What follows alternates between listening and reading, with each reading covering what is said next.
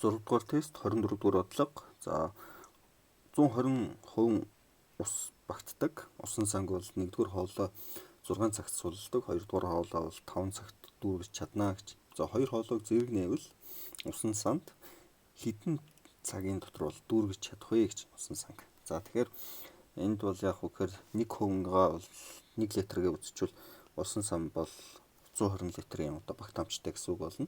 За тэгэхээр 1-р хоолойны 1 цагт хийх ажлын бүтээмжийг бол олж чадна. За 1 цагт хийх ажлын бүтээмжийг бол нийт одоо 120 литр усыг бол 6 цагт бол сулдаг буюу юулээдэг гэсэн үг. За тэгвэл 1 цагт бол яг үхээр 20 литр усыг бол одоо сулдаа гэсэн үг. Султгадаг гэсэн үг тийм. Султгадаг. За 2-р хоолой бол яг үхээр 120 литр усыг бол 5 цагийн дотор бол дүүргдэг гэсэн учраас 5-доо хуваачвал 1 цагт 24 литрийг бол